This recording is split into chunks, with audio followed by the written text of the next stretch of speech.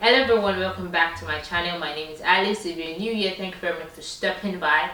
And in today's video, I'm basically giving a live update. Like, what have I been up to? Well, I think the last time I did a sit down video was literally more than 6 months ago. The last time I did a sit down video was in Ibadan, and I left Ibadan in March. So more than 6 months now since I actually sat down to do a video, and a lot has happened.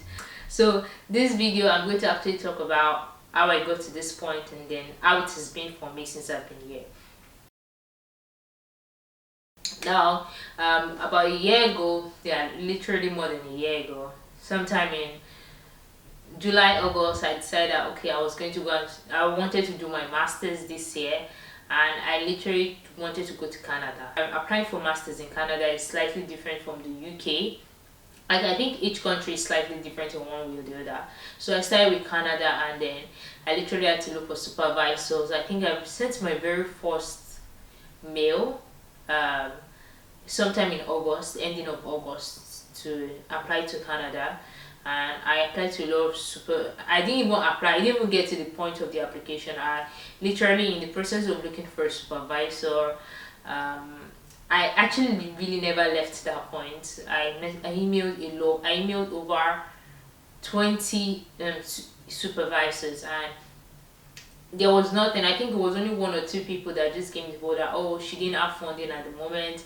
Like, they don't have funding that can cover them getting another student, and they work with grants. There's the whole Canada process is slightly different. I wish I could, maybe in another video, if anyone wants me to talk about it, I could actually talk about it in details.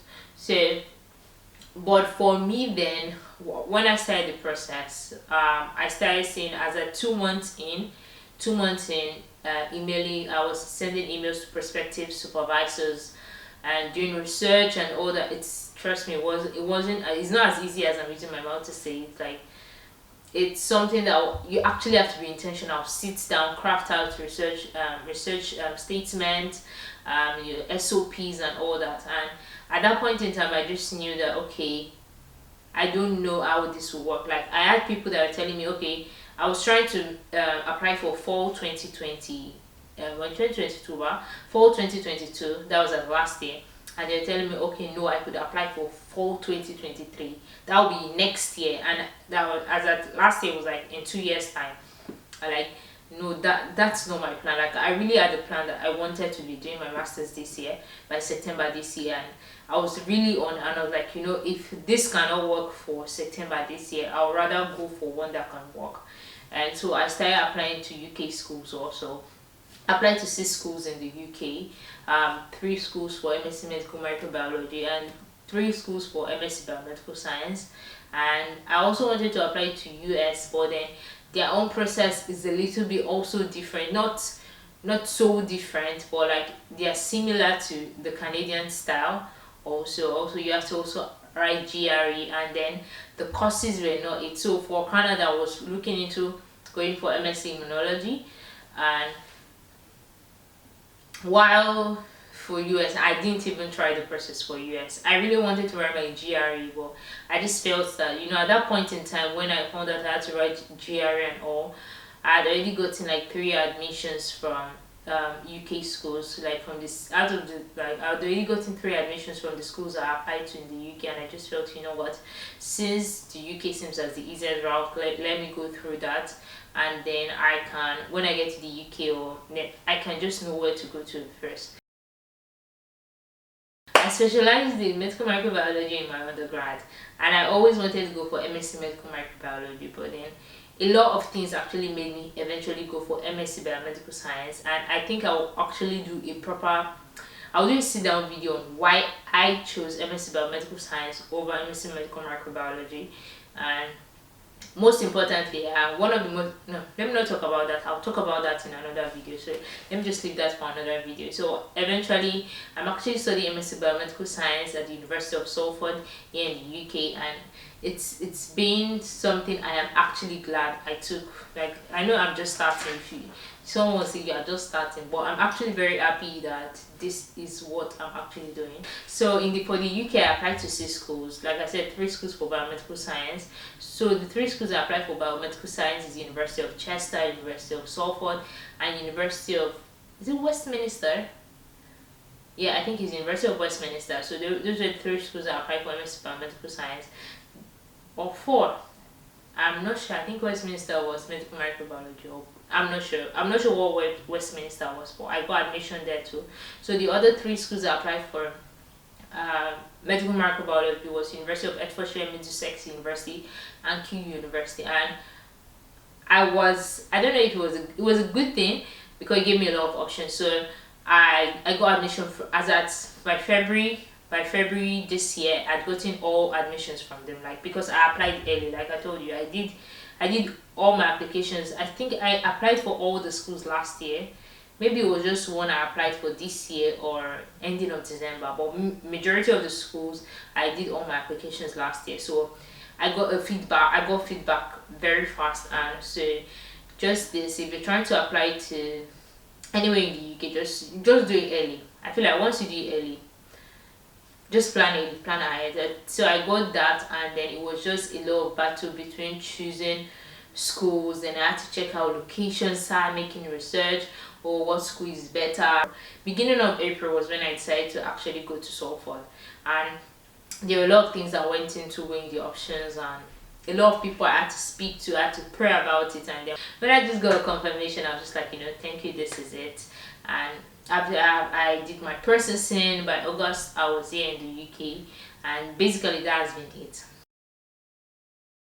It's been more than a month now since I've been here, and it's been jiggy, let me use that word. So I've had culture shocks. I think one of the major culture shocks I've had since I got here was, I think the very first day I landed here, like, was this. I was shocked at the amount of people that are smoking here. They smoke nonsense. If you understand my English, if you're in Nigeria, like, I want to say something else, but I'm like, let me just leave it. Like, they smoke a lot. Like, I feel like 5 out of every 10 person smokes, literally. Either if they're not smoking cigarettes, they're using the e-cigars, they are vaping. Basically, that's what they call it, vaping. They vape, and they do it. A lot of people, young, old, female, male. It cuts across. It literally cuts across. Cuts across race and gender and everything you can think of. You even see high school students, like young guys, they are vaping. They will tell you, that story is a story for another day. Then what other culture shock have I found? Culture shock, yeah, let me say something. Like, so each time I sleep, I think even till now I still have it. I'm not traumatized, please, but I always turn off the light to sleep. Like, so back in Nigeria, most of the time I sleep with my lights on. I don't sleep with lights off, because the thing is that, because most of the time NEPA used to bring light early in the morning where I stay, like around 4 or 5, and sometimes you have clothes to iron, you have phone to charge. So I always like leaving the lights on. So once the lights come on, like, I'm alert. It's just I feel like it's easier for me to stay awake. But me, I just feel like even if NEPA bring lights and I'm sleeping, within 10 to 15 minutes, I will always wake up, because, and I don't know, that's just the way my system is. I will always wake up and stand up to plug whatever I need to plug. So now, yeah, I have to off the lights, and sometimes I wake up, I'm like, is there lights? Literally, I'm like, is there lights? I have to remind myself that you're in a place where they cannot take light. Not that, like, they cannot take light, but there is light, literally. I think that's another culture shock that I've had. See, the good thing about this place is that the system works. There are some times I even feel like a lot of things, and I don't want to go into tiny details because it will just make this video longer, but a lot of things that the system works actually. One major struggle I've had, for me, yeah, I've had struggles, but if you have money, you can still squeeze it in some and send me a DM. I'll give you my account details. Just kidding. but I'm not kidding you. So one major thing about this thing is for me is that I've struggled with finding a balance. So like this is my first time where I'm actually studying, actively working for my bills, and also have to balance. I also have to make sure my spiritual life doesn't suffer. Like I have to be very intentional. So like there's a lot of intentionality of having to tell yourself, oh, I have to do this. I have to like so much intentionality that I've had to build over. Like obviously I know I'm disciplined in some parts, but I just had to be very intentional about that.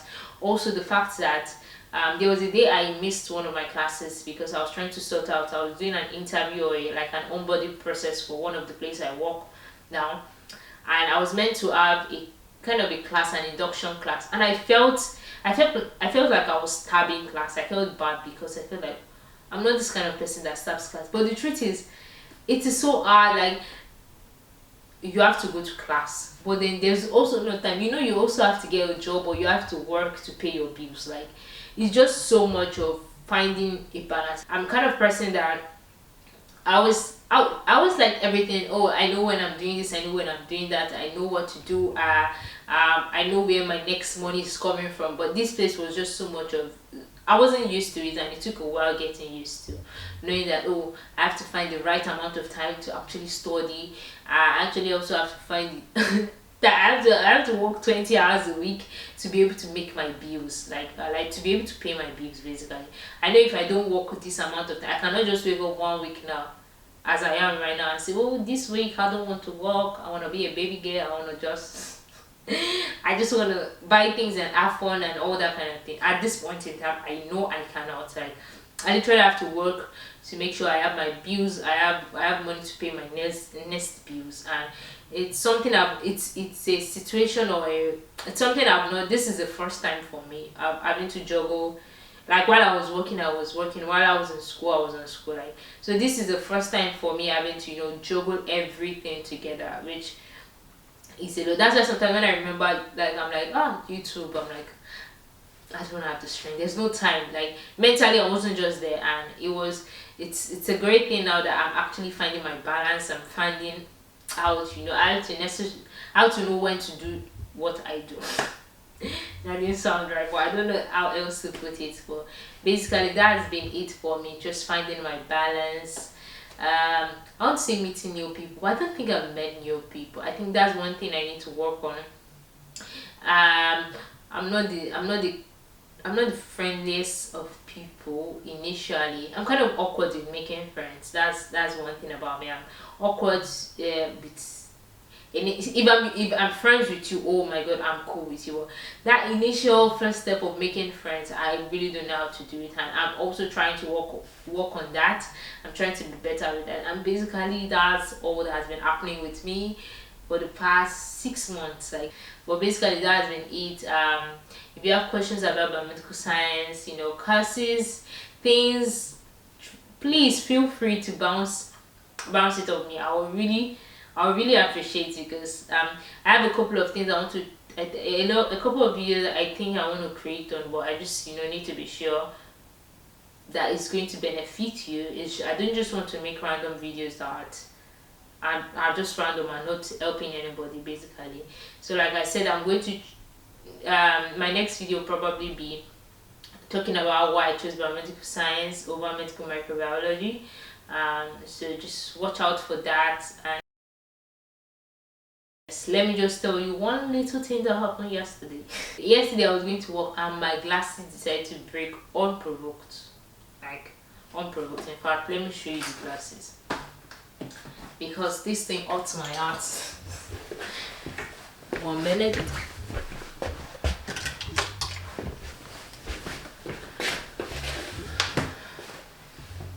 So now this is my glasses, and I love these glasses. I don't know, maybe because of the colorless stuff. I really love it. And I was going in the bus and I don't know what happened. I think I just touched, it felt like something was scratching me, but I just touched it and then this hand broke off. And I knew I couldn't see the bus and a lot of things, but I had to like literally wear it like that to see the bus. Then I stopped somewhere like to ask them, oh sorry, can I get a frame? I would like to see if I can get a frame to actually change my glasses. The lens is good. It's actually just one hand that literally broke off. But they're like, no, I'll have to. I don't have a prescription. I was like, oh no, I don't have a prescription, but I know my prescription lens and all. See, have I seen an eye doctor? Like, no, I just got into UK not long ago, and I've not seen doctor. They're like, okay, they can book me in for a section. First and foremost, I have to book a section with the doctor for £25. Then it's take me another 10, at least £10 to actually get my frame fixed. I'm like, but I know my prescription. I know what I have. Like, they said no. Somebody has to confirm. They have to confirm the lens, and I'm like, oh God, I'm not asking for lens. I have my lens. This lens is removable. I just need a new frame. Like, literally, I just need a new frame, and they're like, I'm sorry, you have to get this thing. I'm like, at that point, I miss Nigeria. I was like, God, I'll just have gone to Yankari and just carry my glass like this. All those people, I just tell them, if I want to change frame, they'll just change it for me. Now you're telling me I have to see a doctor. Like, what do I need to? I know what I have. I know my lens power. Days like this, it's just been a lot of getting used to, and I think that's the beauty of being in a new place. I know it's like growing a face, and so I know in 1 or 2 years time you look back and you be like, oh my God, those periods then. And I think that's the beauty of all this growing, and it doesn't always have to be comfortable, but then you're learning and you're growing. But anyway, I've not eaten as you are seeing me, and I think it's time to end this video because I'm hungry and I've done this video twice. Alright, thank you very much for watching. If you watched this far, you are the OG. You are the OG that they talk about. You are an OG. Please, you didn't see that. Thank you very much, and stay blessed. Stay blessed. Stay blessed. Stay blessed. Stay blessed.